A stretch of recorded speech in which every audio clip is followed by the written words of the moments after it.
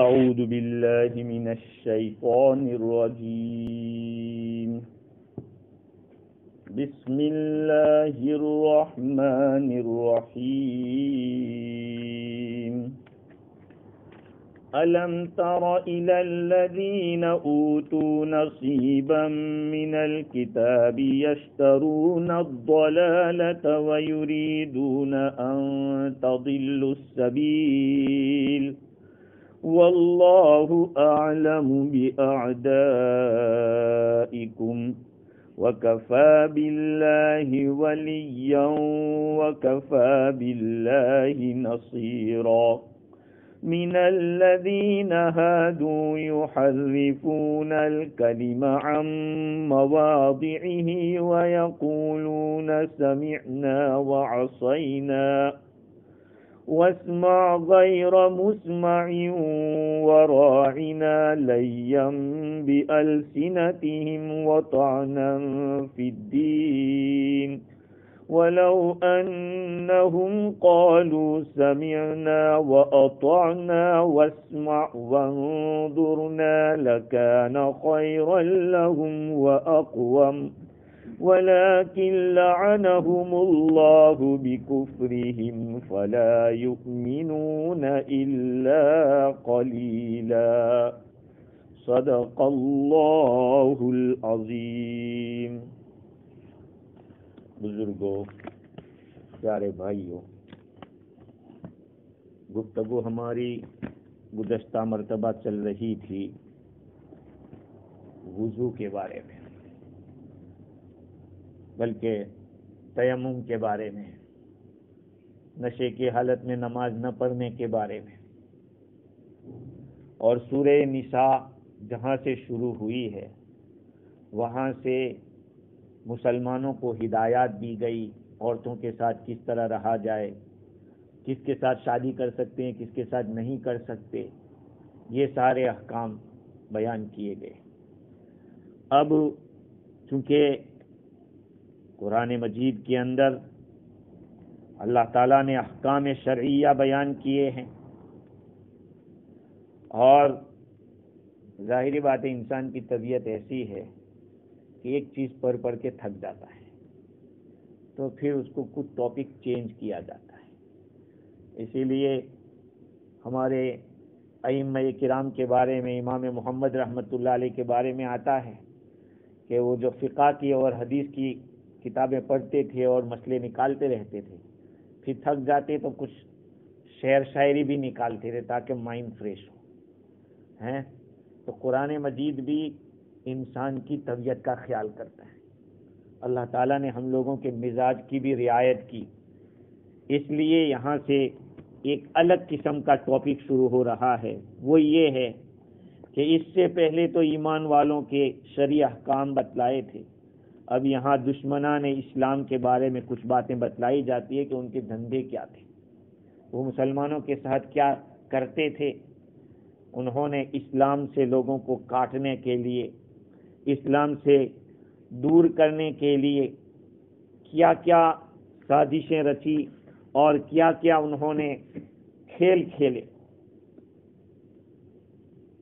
تو یہ اللہ تعالیٰ نے خصوصی طور پر اس مقام کے اوپر یہودیوں کا تذکرہ کیا ہے، جس کو ہم لوگ جوئس کہتے ہیں انگلش میں، اور ان دونوں آیتوں کے اندر ان کے گورکھ دھندے بتلائے ہیں۔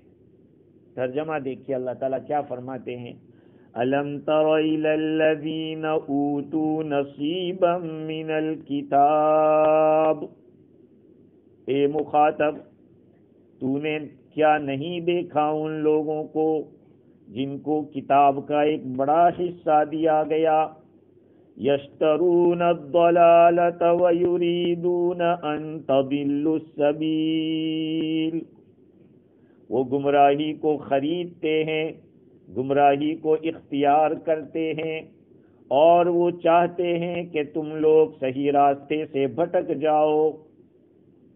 واللہ اعلم باعدائکم، اللہ تعالیٰ تمہارے دشمنوں کو خوب جانتا ہے۔ وَكَفَى بِاللَّهِ وَلِيًّا، اللہ تعالیٰ کافی ہے رفیق ہونے کے اعتبار سے، وَكَفَى بِاللَّهِ نَصِيرًا، اور اللہ تعالیٰ کافی ہے حامی ہونے کے اعتبار سے، مددگار ہونے کے اعتبار سے۔ تو اس آیت کریمہ میں، پہلی آیت میں اللہ تعالیٰ نے فرمایا کہ تم نے نہیں دیکھا ان لوگوں کو جن کو کتاب کا ایک بڑا حصہ دیا گیا۔ امام رازی نے لکھا کہ اس سے مراد جوئس لوگ ہیں۔ کیوں کیسے کہہ دیا؟ اس لیے کہ کتاب کو کرسچنوں کو بھی دی گئی ہے، نصارہ کو بھی دی گئی جس کا نام بائبل ہے، اور یہود کو دی گئی اس کا نام تورات ہے۔ آسمانی کتاب ان کے پاس بھی تھی، ان کے پاس بھی تھی، لیکن یہاں یہودیوں کو مراد لینے کی ایک وجہ تو یہ ہے کہ بعد میں چل کر ان کا نام لے کے تذکرہ ہو رہا ہے، من الذین ہادو، یہودیوں میں سے کچھ لوگ ایسے جو یہ کرتے ہیں۔ اور دوسری بات یہ ہے کہ یہ آیت کریمہ نازل ہوئی ہے یہود کے دو آدمیوں کے بارے میں جو عالم تھے، ہیں تو کیا تھے؟ ان کے عالم تھے، یہودیوں کے عالم۔ محمد ابن اسحاق روایت نقل کرتے ہیں عبداللہ ابن عباس رضی اللہ تعالی عنہما سے کہ رفاع بن زید بن تابوت یہود کے بڑے علماء میں سے تھا، اور مالک بن دحشم کا بھی تذکرہ آتا ہے، رفاع بن زید اور مالک بن دحشم، اس کا بھی دونوں کا نام آتا ہے۔ ان کے بارے میں روایت کیا کہ جب یہ رسول اکرم صلی اللہ علیہ وسلم سے بات کرتا یا کرتے تھے تو اپنی زبان کو مروڑ کر کرتے تھے، مروڑ کر۔ راعینا عربی زبان کا لفظ ہے، کیا؟ راعینا۔ راعینا کے ایک میننگ ہوتا ہے، اگر اس کو صحیح تلفظ کریں تو اس کا معنی ہوتا ہے کہ ہماری رعایت کیجیے، ہمارا بھی خیال کیجیے، یہ ترجمہ ہوتا ہے۔ لیکن راعینا تھوڑا کھینچتے تو اس کا معنی بدل جاتا ہے۔ اس کا ایک معنی تو بے وقوف کے بھی آتا ہے، اور ایک ترجمہ یہ بھی اگر عربی میں کرنے جائیں تو راعی کے معنی چرواہے کے آتے ہیں، شیفرڈ، ہمارا چرواہا۔ تو یہ اس طرح کے مروڑ کر حضور اکرم صلی اللہ علیہ وسلم سے خطاب کرتے تھے، راعینا سمعک یا محمد۔ اب ان کے جب کبھی وہ الفاظ استعمال کرتے تو اس طرح کے الفاظ استعمال کرتے کہ جس میں کسی میں تعریف بھی ہو سکتی تھی، برائی بھی ہو سکتی تھی۔ یہ مراد لیتے تھے برائی،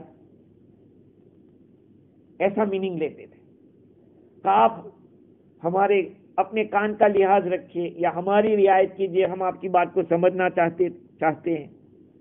پھر وہ اسلام میں تانا زنی کرتے تھے، حضور کی اور اسلام کی عیب جوئی کرتے تھے۔ اللہ سبحانہ و تعالیٰ نے اس آیت کریمہ میں انہی کے اس گورکھ دھندے کو بیان کیا، اور رازی نے یہ بھی لکھا ہے کہ یہ جو دو تھے، یہ عبداللہ ابن ابی منافقوں کا جو سردار تھا اس کے پاس آتے تھے، اور اس کی جو جماعت ہوتی تھی منافقوں کی اس کے پاس بیٹھتے تھے اور لوگوں کو اسلام سے روکتے تھے کہ اسلام میں مت داخل ہونا۔ جوئس تھے، یہ پکے یہودی تھے۔ تو ان کے بارے میں یہ آیت نازل ہوئی ہے۔ اور تیسری بات یہ ہے کہ یہود کی جو دشمنی ہے، جوئس لوگوں کی اسلام دشمنی ہے، وہ نصارہ کی دشمنی سے زیادہ رہی ہے۔ کرسچنوں کی جو دلوں میں اسلام کے بارے میں ہے، اس سے زیادہ سخت یہودیوں کے دلوں میں ہے۔ اللہ تعالیٰ فرماتے ہیں کہ کیا آپ نے نہیں دیکھا ان لوگوں کو جو کہ جن کو کتاب کا ایک بڑا حصہ دیا گیا ہے؟ ان کو علم نہیں کہا، کتاب کا ایک بہت بڑا حصہ دیا گیا ہے، اس لیے کہ انہوں نے تورات کے اندر سے موسیٰ علیہ السلام کو تو سمجھا، موسیٰ علیہ السلام کی نبوت کو سمجھا، ان کے اوپر جو کتاب تورات اتری اس کو سمجھا، لیکن ان کی کتاب میں حضور اکرم صلی اللہ علیہ وسلم کی جو صفات بیان کی گئی تھی اس کو انہوں نے نہیں سمجھا۔ تو جو علم کی بات تھی اس کو تو پہچانا نہیں۔ کچھ لوگ تھے جو عبداللہ بن سلام رضی اللہ تعالیٰ عنہ، جو پہلے یہودی تھے، بعد میں اسلام میں داخل ہوئے، انہوں نے سمجھا، لیکن ان لوگوں نے حضور کی جو تعریف تھی اس کو نہیں سمجھا۔ اللہ تعالیٰ فرماتے ہیں کہ کیا تو نے نہیں دیکھا ان لوگوں کو جن کو کتاب کا ایک بڑا حصہ دیا گیا تھا، وہ کیا کرتے تھے؟ یشترون الضلال وَيُرِيدُونَ أَن تَضِلُّوا السَّبِيلَ، وہ خود بھی گمراہی خریدتے ہیں اور تمہیں گمراہ کرنا چاہتے ہیں۔ اب سوچئے، ایک آدمی خود گمراہ ہو جاوے تو گیا مصیبت سے، وہ اپنی مصیبت سے گیا، لیکن دوسروں کو بھی گمراہ کرنے کی اس کو فکر لگی ہوئی ہے، تو وہ گمراہی کے کس درجے پہ پہنچا ہوا ہوگا۔ اب سوال یہ ہے کہ یشترون الضلال، خریدنا کیسے کہا؟ خریدنا، آپ لوگوں کو معلوم ہے کہ آدمی خریدنے جاتا ہے تو جس چیز کی اس کو ضرورت ہے وہ لیتا ہے اور پیسہ دیتا ہے۔ بھئی خریدنے میں یہ ہوتا ہے کہ آدمی اپنی ضرورت کی چیز لیتا ہے، اور جو ضرورت پوری کرنے والی چیز ہے اس کے لیے وہ دام خرچ کرتا ہے، پیسہ دیتا ہے، جس کے لیے محنت کرتا ہے، پیسہ کما کے لاتا ہے اور لا کر اپنی ضرورت کی چیز کو خریدتا ہے۔ تو جو اختیار کرتا ہے اس کو یہاں خریدنا کہا۔ یشترون الضلال، وہ گمراہی کو خریدتے ہیں۔ کیسے خریدتے ہیں؟ کیسے خریدیں گے؟ گمراہی خریدنے کی چیز ہے؟ کہا کہ ہاں وہ خریدتے تھے۔ کس طرح خریدتے تھے؟ حضور اکرم صلی اللہ علیہ وسلم اللہ کے نبی ہیں اور تھے اور ہیں، لیکن یہ لوگ کیا کرتے تھے؟ ایک زمانے میں حضور کے نام کے اوپر تو وہ بڑی باتیں کرتے تھے کہ آخری نبی آئیں گے تو ہم ان کے ساتھ مل کے لڑیں گے لوگوں کے ساتھ، اور یہ کریں گے وہ کریں گے، لیکن جب آقا صلی اللہ علیہ وسلم کی نبوت کا اعلان ہوا تو انہوں نے جھٹلایا، کہا کہ نہیں، ہم نہیں مانتے۔ کیوں ایسا کیا؟ تاکہ اگر وہ اللہ کے نبی کو مان لیں گے تو پھر ان کی سرداری ختم ہو جائے گی، لوگ ان کو پھر سردار نہیں مانیں گے۔ آج ہمارے یہاں بھی یہی ہو رہا ہے، میں آپ کو صاف کہتا ہوں، یہ امت مسلمہ میں بھی یہی ہو رہا ہے۔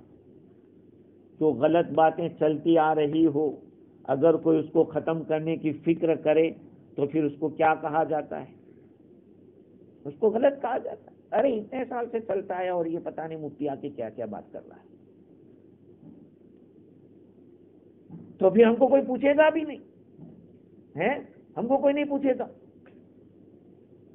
یہ بات یہودیوں سے لی ہوئی ہے۔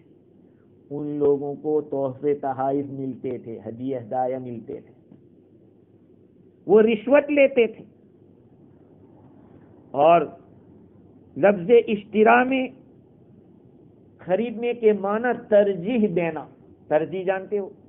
ترجیح کا معنی یہ ہے کہ چوز کرنا، یوں سمجھ لو۔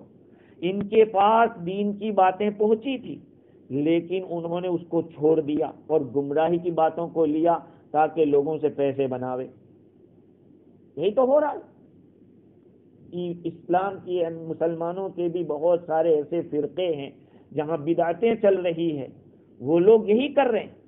آپ دیکھیں، دنیا کے اندر آنکھیں کھلی رکھیں، دیکھا جا رہا ہے کہ پیر صاحب بابا صاحب بیٹھے ہوئے ہیں ایک بڑے سے تغار کے اندر اور اس کو دودھ سے نہلا رہے ہیں۔ ارے پینے کو نہیں مل رہا ہے اور اس کو نہلا رہے ہیں، یہ کیا ہے؟ اور دیکھا جا رہا ہے کہ سال میں ایک مرتبہ پیر صاحب جاتے ہیں اور پیسوں کی بارش کر دیتے ہیں ان کے اوپر، پیر صاحب اینٹھ لیتے ہیں سارا پیسہ، پھر آئندہ سال پھر آئیں گے۔ نماز کا کوئی ضرورت نہیں، میں بیٹھا ہوں، کوئی ضرورت نہیں عبادت کی، نعوذ باللہ۔ یہ چل رہا ہے۔ ہاں، جہاں یہ تو ہمارا فجی اتنا سا ہے، اس لیے ہمیں تو یہاں کے بارے میں معلوم ہے، دنیا میں یہ ہو رہا ہے اسلام کے نام پر۔ یہ یہودیوں میں بھی ایسا ہی ہوتا تھا، غریب قسم کے لوگوں سے پیسہ لے لیا جاتا تھا۔ تو ایک صورت تو یہ تھی، اور دوسری صورت یہ تھی کہ ہدایت کے مقابلے میں گمراہی اختیار کرتے تھے، جو ہدایت تھی اس کو چھوڑ کے گمراہی لیتے تھے۔ ایک ترجمہ یہ کیا ہے، اور بعض حضرات نے یہ لکھا ہے کہ اس آیت میں مراد یہود کے عوام ہیں، عوام، عام پبلک، اس لیے کہ وہ اپنے عالموں کو خوب پیسے دیتے تھے اور ان سے یہ چاہتے تھے، یہ لوگ جو علماء تھے وہ عوام سے یہ چاہتے تھے کہ تم ہمارا فیور کرو، ہم تمہارے ساتھ ہیں، یہودیت میں مضبوط رہو، اس کو مت چھوڑنا۔ دیکھو بھائی، گمراہی ہوتی ہے اس کو لیپ لاپ کرنی پڑتی ہے، جو غلط ہوتا ہے اس کو بٹن لگانا پڑتا ہے، جو حق ہے وہ تو حق ہے۔ اللہ تعالیٰ نے کیا فرمایا کہ آپ نے دیکھا ان کو جن کو کتاب کا ایک بڑا حصہ دیا تھا، وہ کیا کرتے تھے، خود بھی گمراہی اختیار کرتے تھے اور وہ چاہتے تھے کہ تم کو بھی گمراہ کر دیویں۔ اس لیے وہ لوگ حضور اکرم صلی اللہ علیہ وسلم کی جو صفات ان کی کتابوں میں لکھی ہوئی تھی وہ مٹا دی تھی، پبلک کے سامنے لاتے نہیں تھے۔ ارے بھائی، ایسا مسئلہ نہ لایا جائے کہ جس کے اندر لوگ گمراہ ہو سکتے ہو، تب تو ٹھیک ہے۔ بہت سارے ایسے مسئلے ہو سکتے ہیں کہ اگر یہ مسئلہ پبلک کے سامنے ڈال لیا، جیسے کہ حضور اکرم صلی اللہ علیہ وسلم نے ارشاد فرمایا کہ جو بھی کلمہ پڑھے گا وہ جنت میں جائے گا، تو ایک صحابی نے عرض کیا حضور میں لوگوں کو بتلا سکا نہیں، لوگ اسی پہ بھروسہ کر کے بیٹھ جائیں گے، عمل نہیں کریں گے، ہے عمل کرنے دو سب کو، تو ٹھیک ہے۔ لیکن جو ضروری مسئلہ ہے حضور کی نبوت کا مسئلہ، جو ان کی کتاب میں لکھا ہوا تھا، اور اسی طرح سے زنا کرنے والے کو سنگسار کرنے کا جو مسئلہ تھا، وہ بھی مالداروں کو لے کر دیکھ کر پیسے دیکھ کر حکم بدل دیتے تھے۔ اللہ تعالیٰ فرماتے ہیں کہ واللہ اعلم باعدائکم، اللہ تمہارے دشمنوں کو خوب جانتا ہے۔ یہ اللہ تعالیٰ نے اس لیے بتلایا کہ یہ تمہارے دشمن ہے، ذرا بچ کے رہنا۔ اللہ تعالیٰ ہمارا اتنا خیر خواہ ہے کہ اس نے قرآن میں بھی فرمایا کہ دیکھنا شیطان تمہارا دشمن ہے، اس سے بچ کے رہیو، اور ان کے بارے میں بھی فرمایا کہ اللہ اعلم باعدائکم، تمہارے دشمنوں کو خوب جانتا ہے، اور اس نے تم لوگوں کو ان کی عداوت کی خبر دے دی ہے، اور وہ تم سے کیا چاہتے ہیں وہ بھی اللہ نے بتلا دیا ہے۔ کیوں؟ اس لیے بتایا کہ تم لوگ چوکنا رہو اور ان سے ملنے جلنے کے بارے میں احتیاط برتو، اور ان کے حالات سے واقف رہو، ان کا انجام کیا ہونے والا ہے وہ بھی دیکھ لو۔ یہ اللہ تعالیٰ نے اس لیے بتلا دیا، واللہ اعلم باعدائکم وکفی باللہ ولیا وکفی باللہ نصیرا، اور اللہ سبحانہ و تعالی کافی ہے رفیق ہونے کے اعتبار سے۔ اللہ تعالیٰ متکفل ہے تمہارا، تمہارے تمام کاموں کا ذمہ دار اللہ ہے، ڈرنے کی ضرورت نہیں ہے۔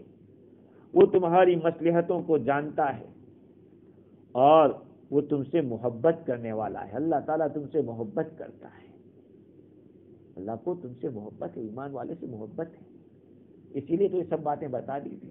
جس سے محبت ہوتی ہے وہ اپنے محبوب کے ہر چیز کا خیال کرتا ہے۔ اللہ تعالیٰ ہم سے محبت کر رہا ہے۔ اور وکفی باللہ نصیرا، اللہ تعالیٰ ہر جگہ تمہارا مددگار ہے، لہذا اس پر بھروسہ کرو اور اسی کی دوستی پر اکتفا کرو، اسی کی مدد کے اوپر اکتفا کرو، دوسروں کے اوپر نظریں مت دوڑاؤ، دوسروں پہ نظر مت دوڑاؤ، اور ان کی پرواہ بھی مت کرو۔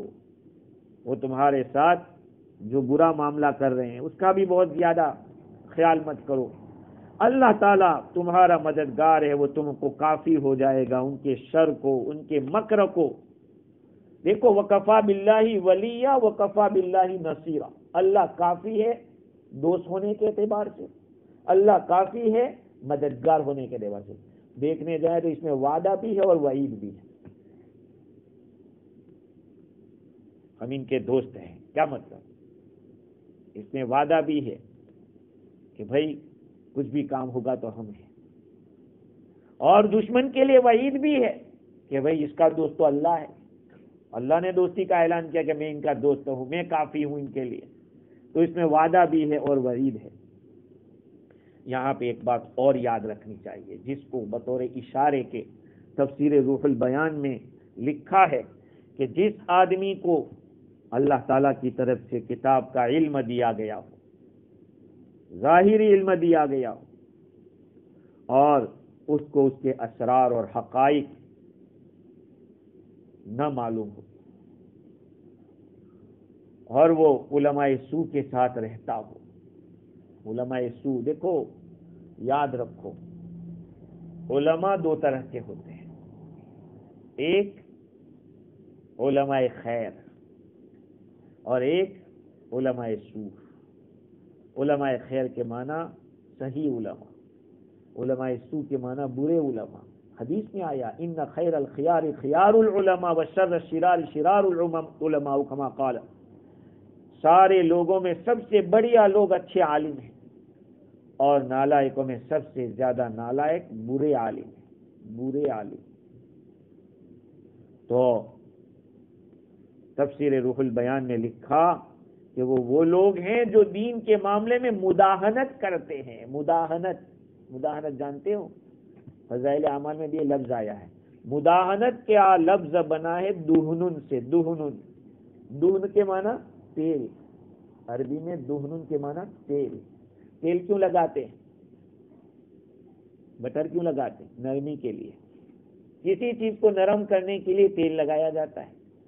تو جو دین کے معاملے میں تیل لگانے والے ہیں، یعنی چلے گا، ٹھیک ہے، نہیں، پرفیکٹ بات بتاؤ، رائٹ کیا ہے، رونگ کیا ہے۔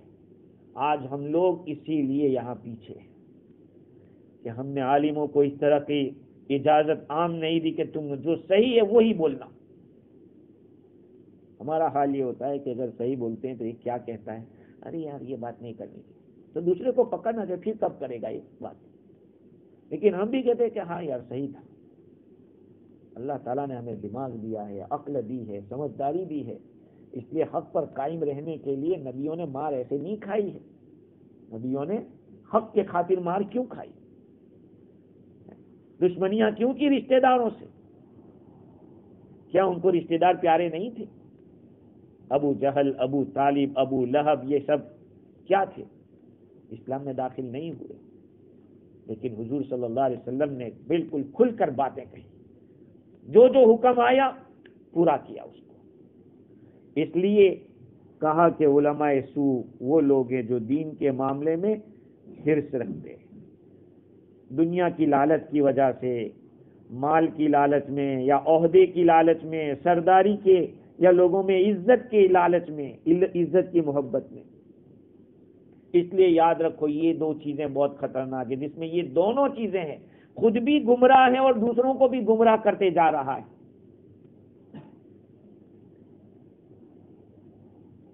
تو تفسیر روح البیان میں لکھا کہ وَعْلَمْ أَنَّكَ لَا تَرَى حَالًا أَسْوَأَ وَلَا أَقْبَحَ، آپ سب سے زیادہ بد حال اور سب سے زیادہ برا اس سے زیادہ کسی کو نہیں پاؤ گے جس میں یہ دو چیزیں جمع ہو جائے، خود بھی گمراہ اور دوسروں کو بھی گمراہ کرتا ہو۔ اور یہ بھی کہا وَأَكْثَرُ مَا يَكُونَانِ فِي الْعُلَمَاءِ يُطِيعُونَ فِي أَيْدِي النَّاسِ، یہ لکھا ہے، میں عربی عبارت پڑھ رہا ہوں اس لیے کہ تاکہ آپ سمجھو کہ میں کتاب سے بول رہا ہوں۔ اور علماء کے اندر اکثر یہ چیز پائی جاتی ہے، علماء میں جو لوگوں کے مال کے اندر لالچ رکھتے ہیں۔ صحیح بات یہ ہے کہ جہاں لالچ آتی ہے وہاں چپ ہو جاتا ہے۔ مجھے ایک بات ابھی یاد آئی، تفسیر روح البیان میں ایک واقعہ حکایت لکھی ہے کہ ایک اللہ والا تھا، اس کے بلی پلی ہوئی ہے۔ کیا تھی؟ بلی پال رکھی۔ بازو میں جو پڑوس میں رہتا تھا وہ کسائی رہتا تھا۔ کسائی جانتے ہیں؟ کٹنگ کا کام کرتا ہے، بچر، تو وہ کام کرتا تھا، تو اس کی بلی کے لیے، وہ اللہ والے کی بلی کے لیے چھچڑے ہیں اور کچھ بدور ہے، اس طرح کی جو چیزیں پھینکنے کی وہ لے آتے تھے، کھلاتے تھے۔ ایک مرتبہ اس کسائی کے یہاں کچھ منکر دیکھا، منکر جانتے ہو، شریعت کے خلاف کوئی بات دیکھی، تو اللہ والا اپنے گھر میں گیا اور پہلے بلی کو نکالا کہ اس کو نکالو، گھر سے باہر نکالو، بس نہیں چاہیے ہمیں، گھر میں نہیں رکھنا۔ پھر کسائی کے پاس گئے وہ اللہ والے اور اس کا احتساب کیا کہ تم یہ جو کر رہے ہو وہ غلط ہے شریعت بات۔ تو کہا کہ کل سے میں آپ کو اپنی بلی کو کچھ نہیں دوں گا یہاں سے۔ کہا کہ پہلے میں بلی کا حساب کر چکا ہوں، میں نے اس کو نکال دیا ہے، کوئی بات نہیں۔ صحیح بات ہے کہ جہاں ہرس آ جاتی ہے، لالچ آ جاتی ہے کہ مجھے ان سے کچھ نکالنا ہے، تو ان کی غلطی کو بھی میں کہوں گا کہ نہیں صحیح کر رہے ہیں۔ یہ چیز یہودیوں میں نہیں، یہ ان کے علماء ایسا کرتے تھے کہ مالداروں کے لیے مسئلے الگ ہوتے تھے، غریبوں کے لیے الگ ہوتے تھے۔ واللہ اعلم باعدائکم وکفی باللہ ولیا وکفی باللہ نصیرا۔ آگے دیکھیے اللہ کیا فرماتے ہیں، من الذین ہادوا یحرفون الکلم عن مواضعہ، ان لوگوں میں سے وہ لوگ ہیں، ان لوگوں میں سے جو یہودی ہوئے، ان میں سے وہ لوگ ہیں، بعض لوگ وہ ہیں جو کلام کو اپنی جگہ سے پھیر دیتے ہیں اور کہتے ہیں سمعنا وعصینا واسمع غیر مسمع وراعنا لیم بالسنتہم، یہ الفاظ کہتے ہیں سمعنا وعصینا، ہم نے سنا اور ہم نے نہیں مانا۔ آپ سنیے، آپ کی سنی نہ جائے یا آپ کو سنایا نہ جائے۔ اور رائنا کیسے کہتے تھے، لیم بالسنتہم، اپنی زبان کو مروڑ کر کہتے تھے، وطعنن فی الدین، اور دین میں طعنہ زنی کی نیت سے کہتے تھے۔ اللہ تعالیٰ فرما رہے ہیں اگر وہ لوگ یوں کہتے سمینا واطعنا، ہم نے سنا اور ہم نے مان لیا، واسمع وانظرنا، آپ دیکھیے اور آپ سنیے اور ہمارا خیال کیجئے، یہ ان کے لیے لکان خیر لہم واقوم، یہ بات ان کے لیے بہتر ہوتی اور موقع کی بات ہوتی۔ ولکن لعنہم اللہ بکفرہم، لیکن ان لوگوں پر اللہ تعالیٰ نے لعنت بھیجی ان کے کفر کی وجہ سے۔ فلا یؤمنون الا قلیلا، لہذا وہ کم ایمان رکھتے ہیں۔ اب دیکھیے اس آیت میں ان لوگوں کے گورکھ دھندے کو بیان کیا کہ وہ لوگ حضور صلی اللہ علیہ وسلم کے زمانے میں حضور کی مجلس میں بھی جاتے تھے اور کیا کرتے تھے، اس طرح کی باتیں سمینا وعصینا بولتے۔ سب سے پہلی ایک بنیادی ان کی خرابی بتلا دی، یحرفون الکلم عن مواضعہ، وہ باتوں کو اپنی جگہ سے پھیر دیتے ہیں۔ پھیرنے کے دو مطلب ہوتے ہیں۔ پھیرنے کا لفظ عامتاً عربی میں جب بولا جاتا ہے ایسے موقع اس کو تحریف کہتے ہیں۔ تحریف کے معنی چینج کر دینا۔ میں آج آپ کو یہ بتانا چاہتا ہوں کہ قرآن کیا کہہ رہا ہے، سنو۔ ان لوگوں کی کتابیں آلریڈی چینج ہو چکی ہے۔ کرسچنوں کی جو بائبل ہے وہ بھی چینج ہو چکی ہے، توراہ بھی چینج ہو چکی ہے، اور اس کی سب سے بڑی دلیل یہ ہے کہ جو بائبل ہے اس کے جتنے نسخے پائے جاتے ہیں، حضرت عیسیٰ علیہ السلام کے اس دنیا سے اٹھا لیے جانے کے بعد 100 سال میں 100 بائبلیں چل رہی تھی دنیا میں، 100 قسم کے نسخے تھے، 100 قسم کے نسخے تھے۔ نسخہ کا معنی کاپی، 100 قسم کی کاپیاں تھی بائبل کی۔ ہاں وہ تو بعد میں آئے، ٹیسٹمنٹ، نیو ٹیسٹمنٹ اور اولڈ ٹیسٹمنٹ بعد میں آیا، لیکن 100 قسم کی بائبلیں، آپ کی الگ، ان کی الگ، اس کی الگ، اس طرح چلتا تھا، اور ہر ایک کی بائبل میں حکم الگ الگ تھا۔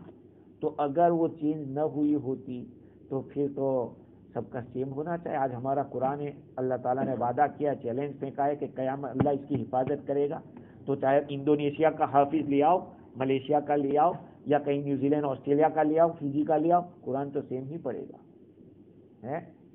یہ اس بات کی دلیل ہے کہ قرآن چینج نہیں ہوا ہے۔ کوششیں بڑی کی گئی، بڑی فکریں ہوئی اس کو چینج کرنے کی، لیکن خدا کا چیلنج ہے، اللہ کا حکم ہے۔ یہ تو ہم لوگوں کی بدقسمتی ہے، معاف کرنا، ہم لوگ اس پہ دھیان نہیں دے رہے۔ قرآن ہم لوگ ایسے ہیں کہ ہمارا پورا دن ہوتا ہے ہم قرآن کو چھو نہیں پاتے، دیکھ نہیں پاتے کہ ہمارا اللہ کا قرآن کیسا ہے. یہ ہماری بدقسمتی کی بات ہے. ان لوگوں نے دونوں قسم کی چینجنگ کی. چینجنگ دو طرح کی ہوتی ہے، یاد رکھنا، چینجنگ دو طرح کی ہوتی ہے. ایک تو یہ ہے کہ اس کے ورڈ چینج کر دیے جائے، لفظ کو نکال کے دوسری جگہ رکھ دیے جائیں، جیسے کہ حضور اکرم صلی اللہ علیہ وسلم کے جسم اطہر کے بارے میں بھی ان کی کتاب میں تھا کہ وہ اکحل العینین ہوں گے. اکحل العین، آپ کی آنکھیں سرمگی ہوگی. سرمگی جانتے ہو؟ سرما لگا کر آنکھ کیسی ہوتی؟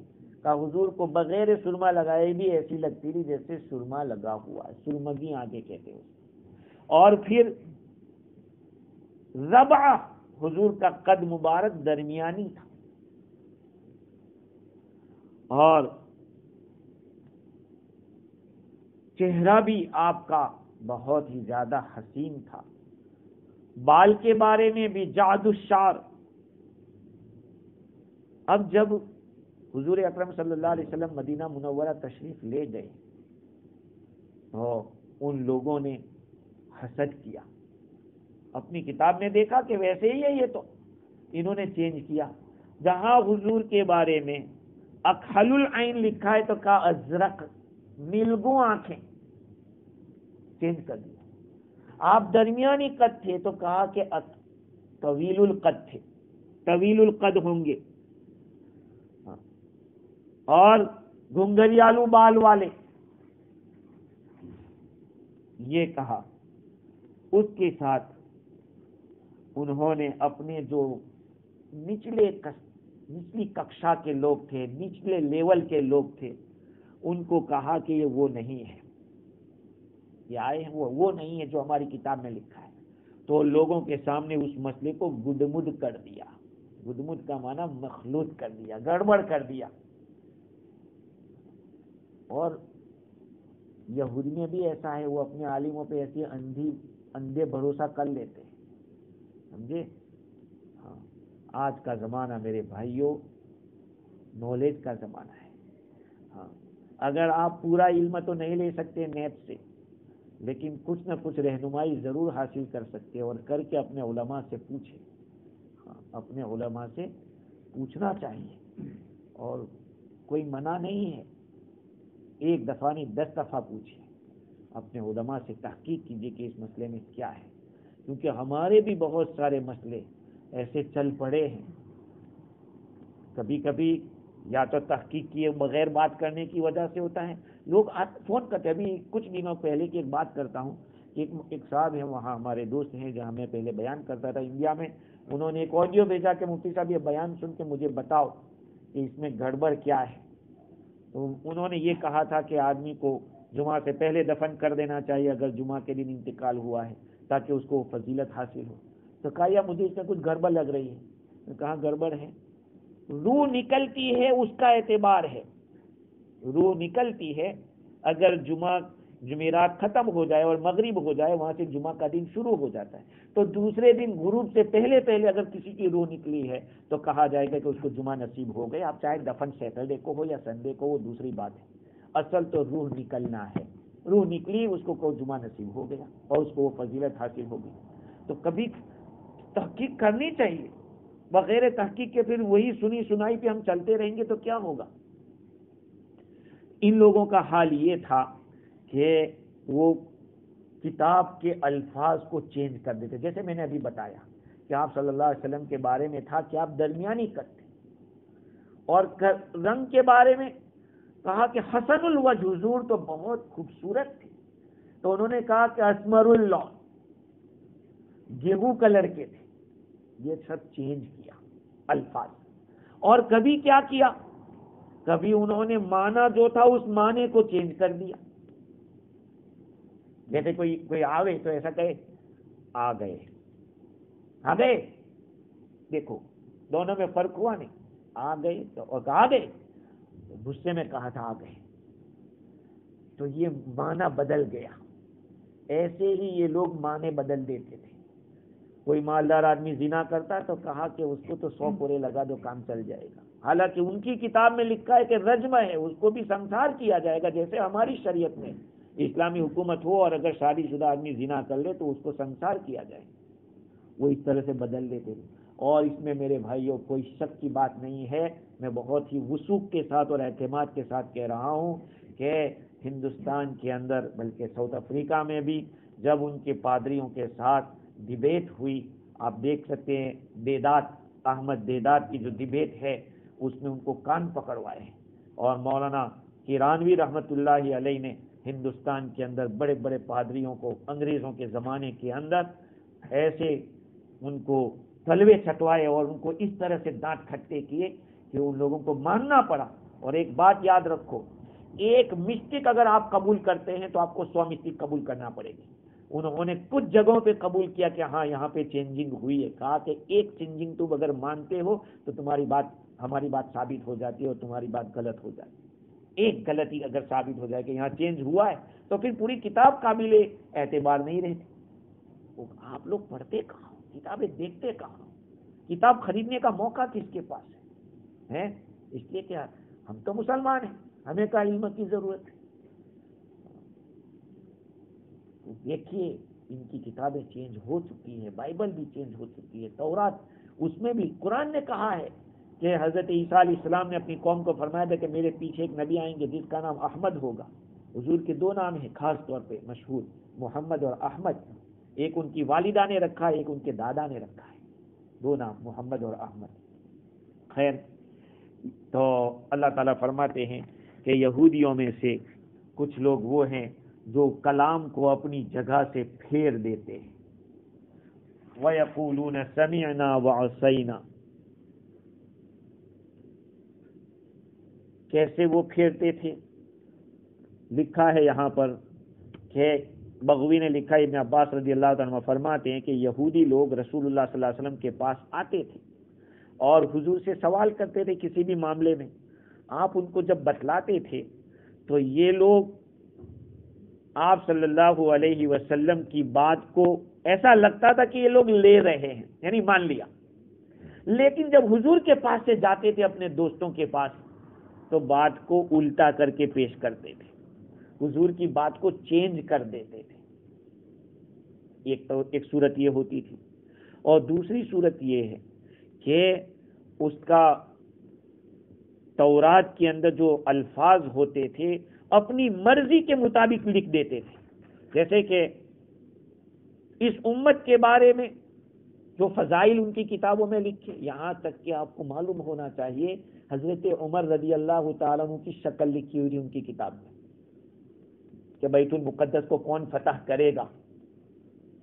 تو اس زمانے کے ان کے لوگوں نے کہا، پادری نے، کہ تمہارا بڑا آدمی کو پیش کرو، تو جو صحابی تھے چیف آف دا آرمی انہوں نے کہا کہ نہیں، یہ بڑا آدمی نہیں، تمہارا بڑا آدمی۔ پھر کہا حضرت عمر رضی اللہ، تو حضرت عمر رضی اللہ عنہ جب تشریف لائے تو چہرہ دیکھ کر کہا کہ بس دے دو ان کو، کیونکہ ان کی جو شکل و صورت ہے وہ ہماری کتابوں میں لکھی ہے، اسی سے میچ کھا رہی ہے، وہی آدمی ہے۔ یہاں تک لکھا تھا، صحابہ کرام کی شکلیں تک لکھی تھی۔ اور یہ بھی ہو سکتا ہے کہ وہ اس طرح کے کلمات اپنی کتاب میں بتاتے تھے جس میں 2 شکلیں ہوتی تھی، تعریف بھی ہو سکتی تھی اور برائی بھی ہو سکتی تھی، اس طرح کے الفاظ بتلاتے تھے کہ ہماری کتاب میں تو یہ لکھا ہے، تو وہ برائی والا معنی بتلاتے تھے، جس کے اندر نعوذ باللہ جیسے کہ تعظیم کا لفظ بھی ہو اور تحقیر کا لفظ بھی ہو، 2 طرح کے ایک لفظ کے ایسے معنی ہو سکتے ہیں، تو وہ اس طرح کے الفاظ بتاتے تھے، یا برائی اور تعریف۔ اور کیا کہتے تھے؟ وَيَقُولُونَ سَمِعْنَا وَعَصَيْنَا، اور کہتے تھے کہ ہم نے سنا اور ہم نے مانا نہیں، سَمِعْنَا وَعَصَيْنَا۔ تو یہ کیسے ہو سکتا ہے کہ وہ یوں کہتے تھے کہ سَمِعْنَا وَعَصَيْنَا؟ اس کے کئی معنی ہے۔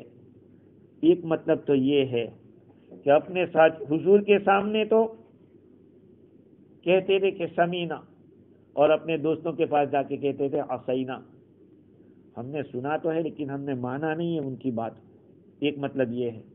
اور ایک مطلب یہ ہے کہ اپنے ساتھیوں کے سامنے کہتے کہ سمینا قول محمد وعصینا، ہم نے محمد کی بات کو تو سنا لیکن ہم نے نہ کہہ دیا، نہیں مانا صلی اللہ علیہ وسلم۔ اور ایک مطلب یہ بھی ہے کہ وہ لوگ حضور صلی اللہ علیہ وسلم کے سامنے کہتے تھے کہ ہم نے سن تو لیا لیکن ہم مانتے نہیں، یہ ان کا کفر ہے۔ سامنے سمینا کہے پیچھے جا کے عصینا کہے، یہ نفاق ہے۔ سامنے یوں کہے کہ ہم نے سن لی اور گھرے جا کے کہ ہم نے مانا نہیں، وہ نفاق ہے۔ اور حضور کے سامنے ہی کہہ دے کہ ہم نے سنا لیکن مانتے نہیں، یہ ان کا کفر تھا۔ سمجھ رہے ہیں؟ تو اللہ تعالیٰ نے ان کی اس برائی کو بتایا ہے، سمینا وعصینا وہ کہتے تھے۔ اب سوال یہ ہے کہ سمینا وعصینا جو کہہ رہے ہیں تو وہ اس طرح کی بات کیوں کرتے تھے؟ وہ تو مانتے ہی نہیں تھے، تو پھر ڈبل رول کی بات کیوں کرتے تھے؟ اور اللہ تعالیٰ نے ان کی اس بات کو کیوں بیان کیا؟ تو پھر وہ کھلے کافر تھے، پھر بھی ان کے اس لفظ کو کیوں بیان کیا؟ تو اس کا جواب یہ ہے کہ اصل میں دوسرے جو کافر ہے وہ تو حضور کے سامنے کھلے کفر کے ساتھ آتے تھے، کھلی نافرمانی کے ساتھ آتے تھے، اور یہ لوگ اور گالی گلوچ کے ساتھ وہ لوگ نہیں آتے تھے، بد دعا کے ساتھ نہیں آتے تھے۔ یہ لوگ جو تھے یہودی وہ اس طرح کی شکلیں اختیار کرتے تھے۔ اور اب سوال یہ کہ وہ ڈبل رول کیوں ادا کرتے تھے؟ وہ ڈبل رول اس لیے ادا کرتے تھے کہ ان کو ایک تو حضور صلی اللہ علیہ وسلم کا ڈر تھا اور مسلمانوں کا بھی ڈر تھا کہ مسلمانوں نے اگر پکڑ لیا تو ہم کہیں کے نہیں رہیں گے، اور نبی کو پتہ چل گیا کہ ہمارے یہ دھندے ہیں تو پھر ہمارا بھی قسمت پھوٹ جائے گا، مصیبت آ جائے گی، اس لیے وہ ڈبل رول ادا کرتے۔ معلوم ہوا کہ جو دو فیس سے جو ملتا ہے وہ بہت بڑا بزدل ہے۔ جیسے کہ آج کے ماحول کے اندر کوئی کسی کو یہ نہیں کہتا کہ کسی کے بارے میں کوئی اشارہ نہیں، ایک عام بات ہے۔ آج ڈبل رول والی بہت زیادہ بات ہے۔ اس کا یہ مطلب کہ آج بزدلی زیادہ ہو گئی۔ بھائی جو یہ ہوتا ہے وہ تو اسٹریٹ بات کرتا ہے کہ یہ غلط ہے، اب آپ کے سامنے کہ بہت اچھا بہت اچھا، اور پھر ایسے پیچھے جا کے کہے کہ یار ایسا آدمی ہے ویسا آدمی، یہ کون کر سکتا ہے؟ وہ مچھر اور کھٹمل، ان دونوں میں بہادر کون ہے؟ کھٹمل بہادر ہے؟ ارے مچھر تو آ کے وارننگ پہلے دیتا ہے، دن دن کرتے کرتے آتا ہے، اور کھٹمل ہے آپ اس کے ایسے گرانے جاؤ گے یہاں آ جائے گا۔ دیکھا کہ نہیں کھٹمل کو ایسے پکڑ کے آپ مارنے کے لیے نیچے گراؤ گے تو گراتے ہوئے وہ تو واقعی پہ آ جائے گا۔ تو کہا کہ کھٹمل ہے وہ بزدل ہے۔ ہاں وہ کھٹیا کا پہلوان ضرور ہے، کھٹیا میں پہلوان بنتا ہے، اور مچھر جو ہے وہ پہلے سے وارننگ دیتا ہے کہ ہم آ چکے ہیں، تیار رہو۔ تو جو آدمی ڈبل فیس ہے وہ بزدل ہے۔ یہی چال یہودیوں کی تھی۔ خیر مزید گفتگو آئندہ کریں گے۔ اللہ تعالیٰ مجھے اور آپ کو دین کی بصیرت عطا فرماوے اور عمل کرنے والا بنائے۔ وآخر دعوانا الحمدللہ۔